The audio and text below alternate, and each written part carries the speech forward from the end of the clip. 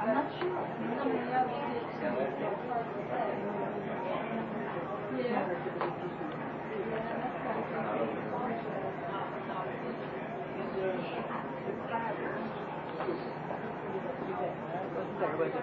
Oh, maybe down here. Are you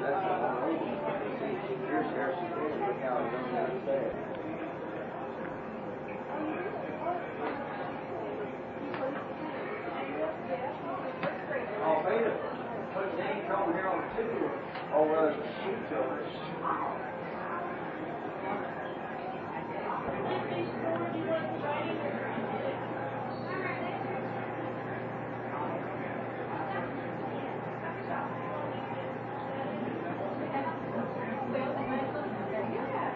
I'll be in touch.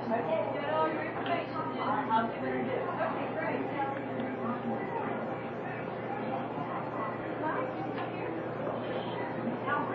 Over here. I put the names.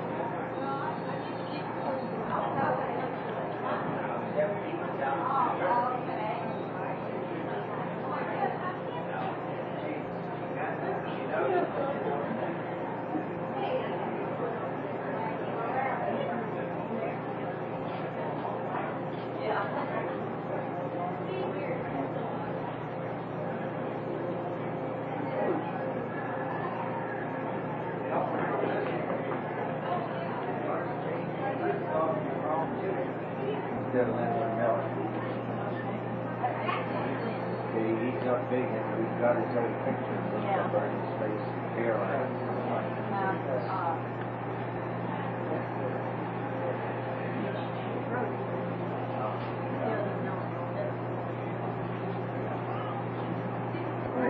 Charlie Carr and 19th Charlie Carr. But he couldn't get in. Kelly, what have you got?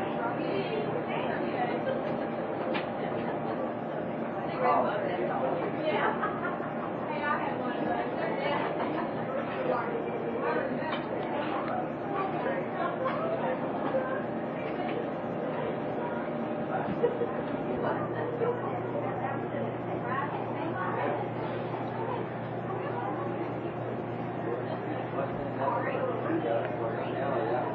The back wheel, see, going downhill, the pedals will go around.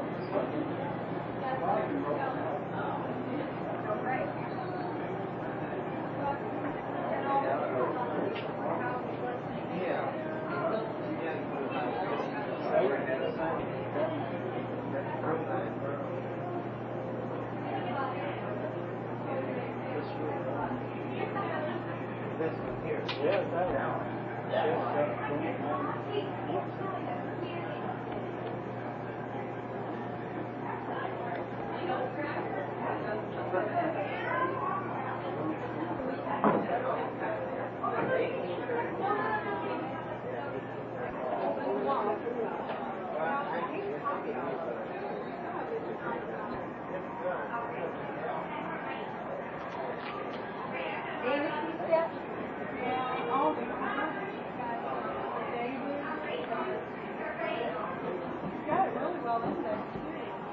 I didn't. Oh, gosh.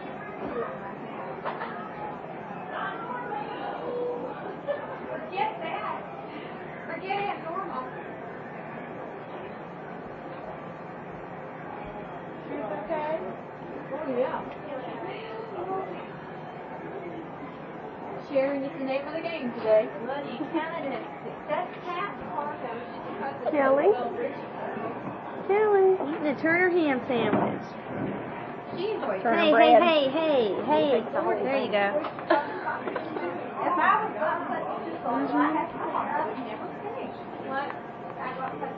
She told me. What? This is not rap music. What are you talking Yeah. about? Like morons, so Kelly can do I don't know rap. What's wrong with you, Bob? Anyway. They're playing rap music. What you brought? Okay. Well, first of all, I brought Fulks fiddle. I got this back in, I guess about 82, 83. Right. As I was saying, this is Cook's fiddle. See the back, it's all curly maple. Pretty good curl. All through it. And on the inside it says made in Germany. And if you hear it rattle, there's a rattlesnake rattle on the inside. Cook has put them in there it was there when I got it. And supposedly they're there to protect the fiddle player against evil spirits. And then it's the same thing as this little ribbon here tied around the end of it. But original case that came with it, and some other Cook's paraphernalia along with it. And I got some old sheets of paper from when they used to perform. It had all their songs on it, and who was supposed to sing it, and what was going on. And then my next one I brought were all the croquet mallets. You see the pictures of everybody playing. And where is this croquet? Well, this is down behind the Fulks Run Grocery, on the croquet field where they used to have lawn parties. And when were these pictures taken? Well, these were taken this was the earliest from approximately 1955, prior to 1955, on into as late as 1963, I believe, is one of the last ones. This one was 1961. And Colgate still plays with the same mallet, so it's about 37 years old. Has it cracked? Well, it's cracked, but it's still in good service. Some of the mallets I brought. Miles owns it now. It's made within the last 35 years, approximately, give or take a year or two. It's lignum vitae, brass band, and I believe it's a hickory shaft. The next one, this is Bill Albright's. It's dogwood, brass bound, and another hickory shaft. And then this is another mallet. We're not sure whose it was, but it came from an old set that we used to have. I believe it's dogwood. You see the dogwood are made. Where'd you find it? It was found in the basement of the house, Mom and Dad's house. And I had the metal bands put on. We need to screw these on a little bit. And I turned the handle down. This is Dad's old mallet. It's lignum vitae, brass bound. It's a maple handle. I turned the handle down for him this past year in 1990 in the summer. And C.C. Turner made this mallet. And then this is the latest one. I made this. It's cookable, brass bound. It's got a maple sight line and a curly maple handle with a leather wrap. And it's square. It's official with the United States Croquet Association mallet. It's legal weight, size. Okay. Yeah. And these are some of the older balls that we used to play with. But now, we just juggle. You can see the different size. This is official regulation size croquet ball. And a little bit of size difference. It's about an inch size difference. And what else is it? Simply an old piece of wire. And the way they used to put them in felt like that sometimes. Isn't this about how big y'all used to make them? Yeah, that's right. So we improved it with these. These are 5/8 inch steel rod, 4 inches apart, 12 inches high above the ground. Gives about less than an inch clearance on each one for the ball. Approximately about 3/4 of an inch clearance. Brought this old bike tire. Got it over Grandma's up in the smokehouse. Gave it to me. It's got a wooden rim. Underneath the paint or something, you can see the wooden frame. So it's fairly old. We don't know the date on it. Yeah. This is a piece of lignum vitae. I got this from a guy up in Boston, Massachusetts. This is what the mallets are made out of. That's what it looks like when they first come in. See, I've got lines drawn. These will be the mallets. Will be a mallet from here, and one from here to here, and then just a piece left over. That'll turn something else out of it. This is 3 by 3 by 24, and it weighs about 10.5 pounds. And where are those trees? Where do Well, they these grow, originally they grew down the Florida Keys. There's an island down there called Lignum. I think it's Lignum vitae. Central America, and then also in South America and parts of Africa.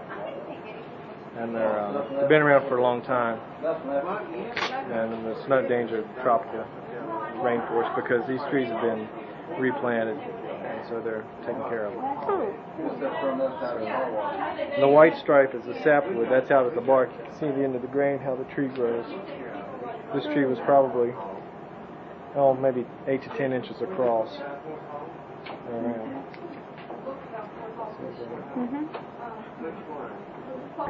My name is Garnett Turner, and you'd like to know something about these guns. That's right. Like this first gun here is the most famous gun, I guess. It's the Hawkins 50 caliber, and this is the one I use. I've been using it for about 15 years. I take it hunting about every year, and it's already killed 3 elk and quite a few deer. This past year in Colorado, I killed this 5 by 5 elk, which is considered a good elk. 5 by 5 is considered a good elk. As a matter of fact, any elk you get is a good elk because they're difficult to get. Now the top gun up there is a Hopkins Allen. It's a 16 gauge. It was used by my great-grandfather, who was Nathan Turner. He lived from 1850 to 1923. And Allen's gun has killed a lot of wild turkeys, so one of the neighbors said. The next gun is 22 caliber. It was owned by my grandfather, John Turner, and he lived from 1875 to 1906. It's a wire gun. I have shot it. It shoots pretty good. The next one is a Danzig, 1831 Danzig. That thing used in the Civil War. When it was originally made, it was a flintlock. However, it's converted to a percussion cap. Probably converted in the Civil War time or shortly after that. And the bottom one is a 25 caliber Japanese gun that was used by the Japanese during World War II. I brought that one back from Okinawa.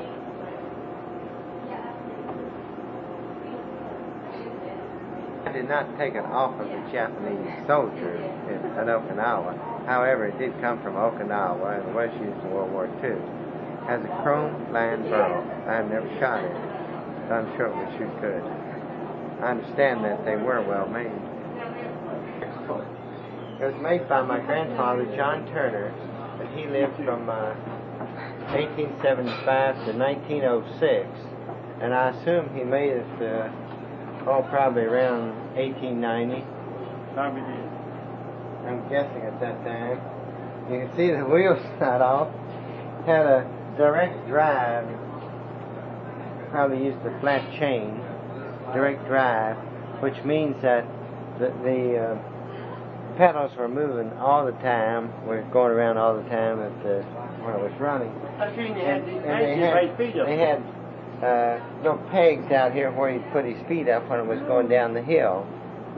And if the hill was very steep, I would think that'd be pretty precarious because it had no brakes, no front wheel brakes, no brakes in the back. The only brakes you'd have would be to catch these pedals. And if those were going at 40 miles an hour, I wouldn't want to try to catch them or knock your feet off. So I guess really about the only way to get off the thing would be to jump. And it's pretty high, and that would be right precarious too if you was going 20, 30 miles an hour. Next thing you do, don't go down a big hill. And you can see it had a metal rim, and with that metal rim, I'm sure it was quite a bouncy ride. And no springs on it either. No springs. What kind of seat? Do you know what kind of seat? No, but judging from the looks of it, I would say it was a homemade wooden seat. When you Wayne? Yeah. I'm sure it didn't have any springs on. About the only spring on would be maybe a burlap sack tied around it. And who has this now? Well, it belongs to Richard Cooper, and Richard Cooper's a grandson of Grandpa. It should have been divided up. We all own a piece of it. Well, no, you couldn't divide it up. They've had it over there in the shed waiting for 50 years. Did you all ever ride it? 60 Did you all ever years, try to ride 70. it? I saw Did you ever try to ride it? I never did see it. Nobody seems to have seen it except me. I knew it was over there. Which shed was it in? The one down here at the bottom on the left, the first shed you go. You go through. Was that where the motorcycle was in? Well, It was on the left, going up the hill. Yeah. And what's your name? Here, Wayne. Nephew of Basil Cooper. Okay. Basil bought the motorcycle in 1930. Then about, I don't know, 62, 63, I bought it from his estate when he died. He died about that time. Yeah, I bought it after he died. He wouldn't sell it to me. He wanted to save it for the boys. So then I bought it from the estate. Jim sold it to me for $40. $40. It wasn't polished up then, though, was No, here's a picture of it. Here's a picture of when I bought it. In there, I know. It didn't look too bad. No, it looked good. It just had surface rust on it. Yeah. So what all have you done to it then? Well, I had the motor overhauled and painted it. Put a new saddle on it here. Put the saddlebags on it. And toolbox. I left those toolbox underneath there. How about tires? Yeah, I had to put new tires on it. Other than that, the thing is all original. To be? Yeah, it's the same color as always was. Did it have the red stripes on it? Yeah. Then I had the Harley Davidson. You get the Harley Davidson. Yeah. And you think it's worth about $5,000 Oh, I don't know. now? I don't know what it's worth. I just said that. It's probably least. I wouldn't sell for $5,000. So, you offer me $5,000 and I won't take it, then you know it's worth $5,000. Well, it's five to you, isn't it? Well, yeah. Well, does it still run? Yeah, you want to have it run? No, not inside. Where's it get it going? He'll start for you if you want him. Well, it's about time. I got to take it home anyway. You better crank that. It smokes. It smokes a bit. Oh, we don't object to no smoke or television. Gotta have started. Gas on. Let's start to turn it off.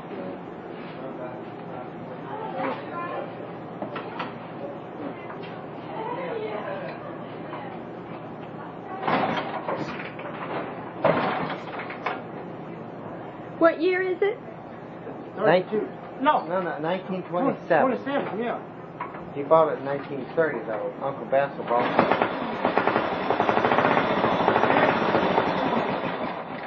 You can see it does run. You hear that thing on there? Yeah. Oh, yeah. Didn't even smoke either. That's right. Well, let's take it outside and stick it right there. It'll blow away. You better put it down in the saddlebag. Well, I'm not going to. They're going to ride that thing. Hey, you want to trade that for one down base? I didn't know you had one down there. I got one down base. Well, you should have it out today trying to help, you know.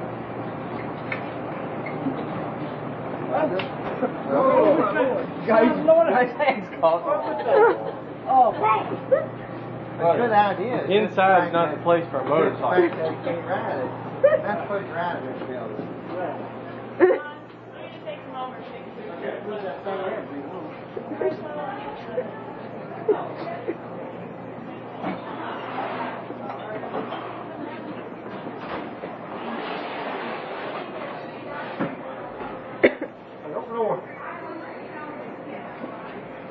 Back it up.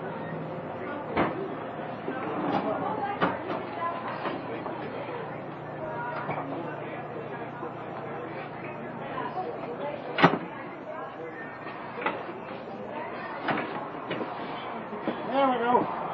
I'll race up and down the road. Down the field. Can I go with you, Dad? No. Watch Wayne start that thing. First stand back. Look at the gate.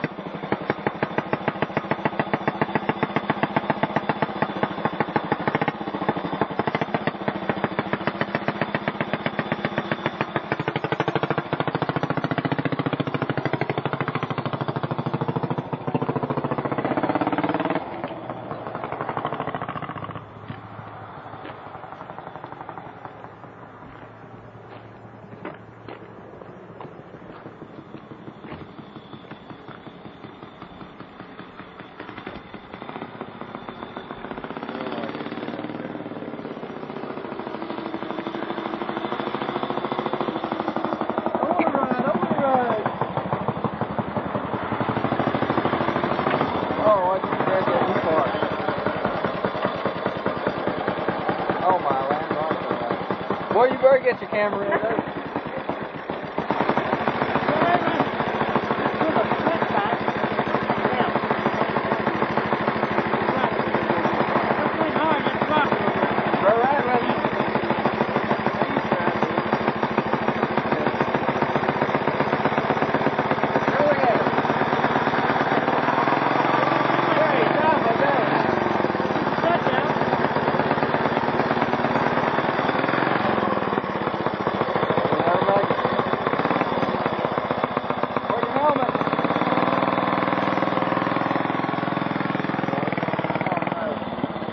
Know where the brakes is at? I hope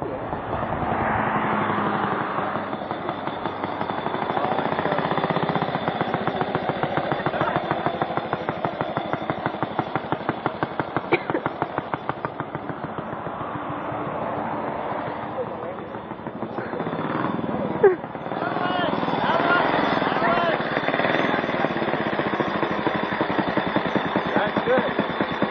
Come take it.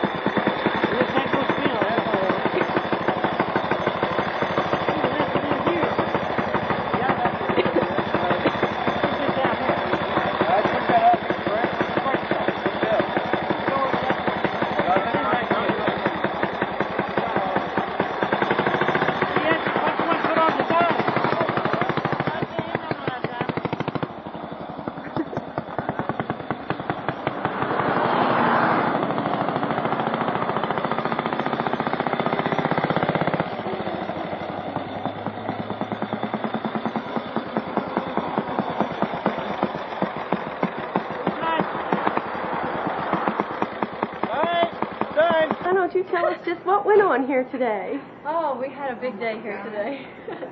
Yes, it's going to get deeper here. Marcel and I figured we had about 100 people here, even though only 50 signed in. And have you gone around and seen all the pictures? Most of them. Okay. Well, over here we also had the books, which I know you've taken pictures of. And these are books from my library and Lena's library about Brock's Gap families and Rockingham County and some of the surrounding counties. For instance, I have a lot of things on Pendleton County and some on Hardy County. Oh, okay. Look at that eye. Okay. Had some on Hardy County and a lot of other places. A lot of family histories like Riddle and Halterman, Dispinett, Turner, of course, and a lot of the others. And then I also brought my main work, Fulks. I've started working on the Daniel Fulk family, and several descendants were here today on the Daniel Fulk family. But I also found two ladies who came up and said, well, do you have anything on the Fulks? And I said, yes, which ones are you? And they said, well, we're so-and-so. Somebody married a Cherry Holmes. And I said, oh, I know. Isaac Fulk married Melvina Cherry Holmes, and here it is. And they started looking at it, and I said, oh, yes. Would you like a close-up of that? They said, yes. Well, look, that's us. And one lady was the granddaughter of Samuel Asher Fulk. That was a friend of Aunt Mary's, evidently, because Aunt Mary had a lot of obituaries in her scrapbook about that family. And then the other one was the descendant of this John R. Fulk that I had no children listed for. So she gave me all 8 children, and I've got her address, and I'll write to her and get some more information. So they were real tickled. They each got a copy of my Fulk outline. So this is the outline of your next book? Well, this is an outline of all the information I have on all the Fulk families. And my next book will only cover one of the families in here. Daniel Fulk, who married Sally Souter. It's the next Fulk family that I'm going to concentrate on. What time period did they live?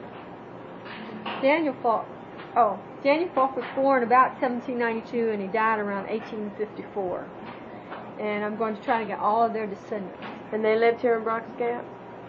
Daniel and Sally lived, well, I always thought they lived down here at Eunice Thomas's house, but I'm beginning to think they may have lived up at Uncle Jake Albright's place.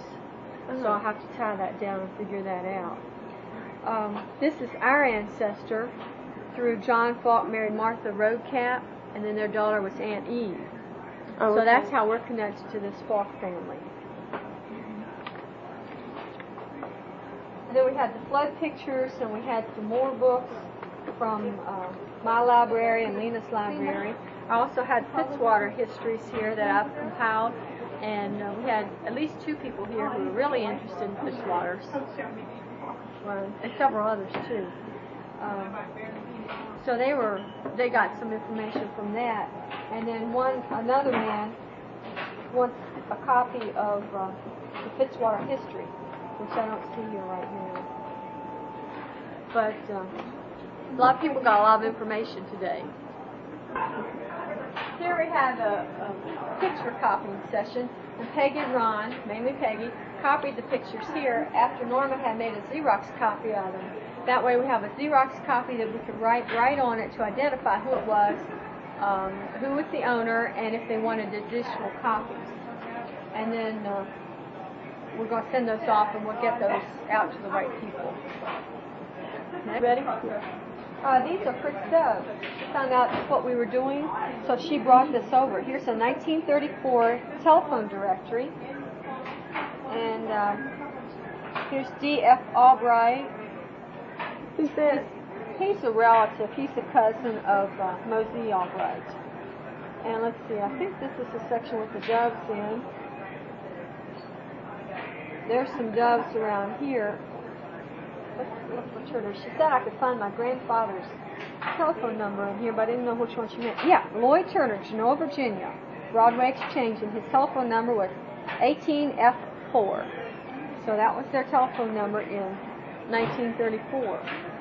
She also had a 1914 catalog, and she had it open to some of the fashions from that day.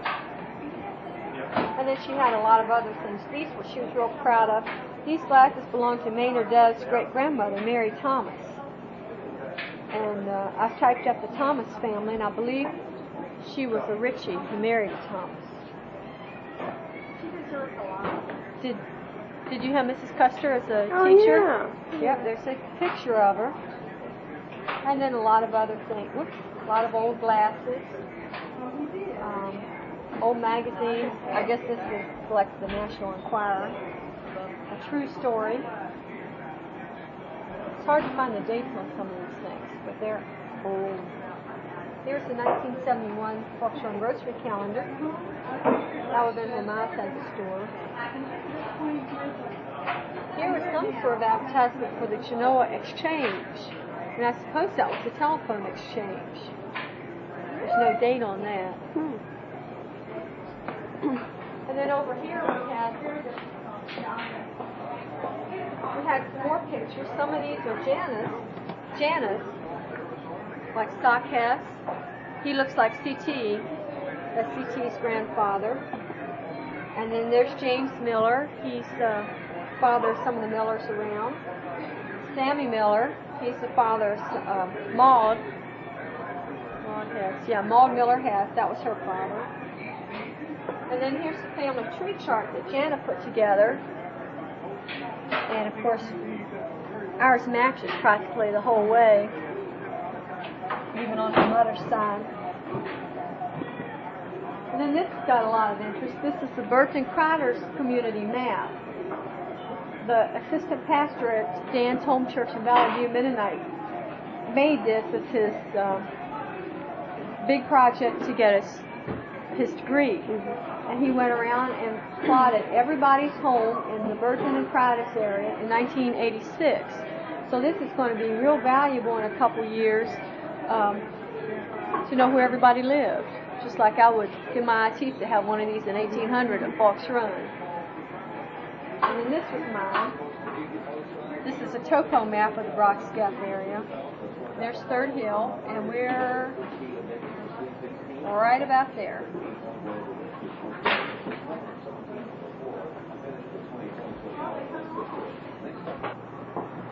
I shall press the start button.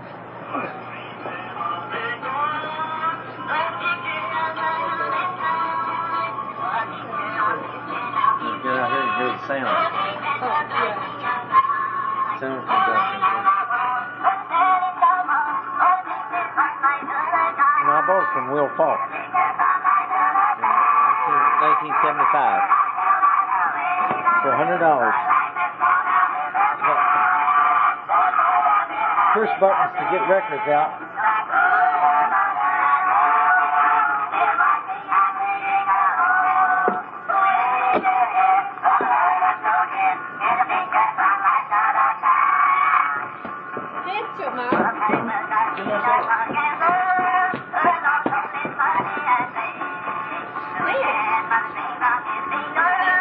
With my feet, actually.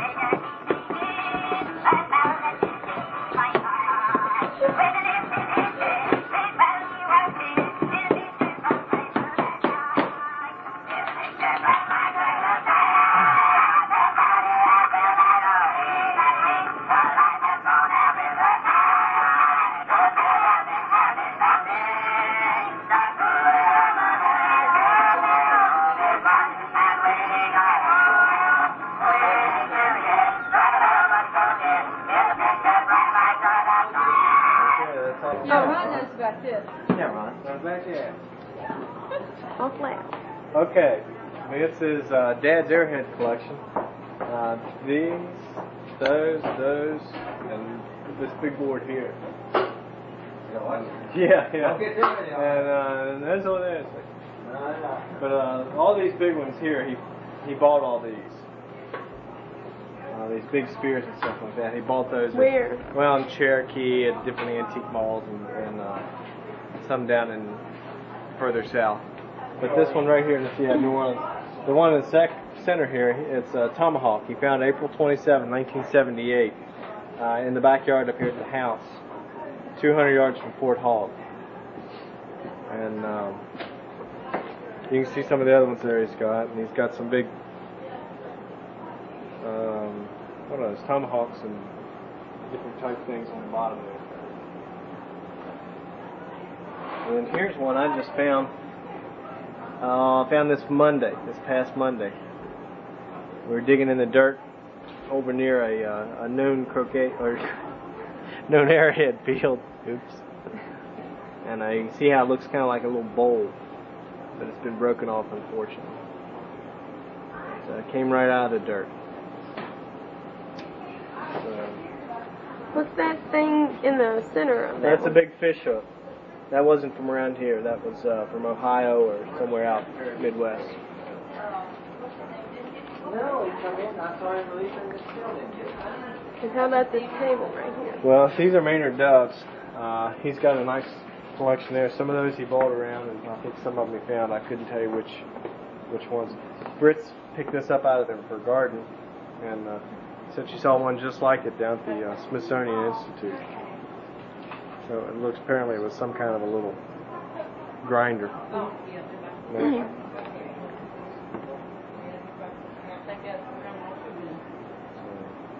Some things too, like that lady, the Fulks lady that was here, or some of her stuff, like that's Fulks right there, 1821.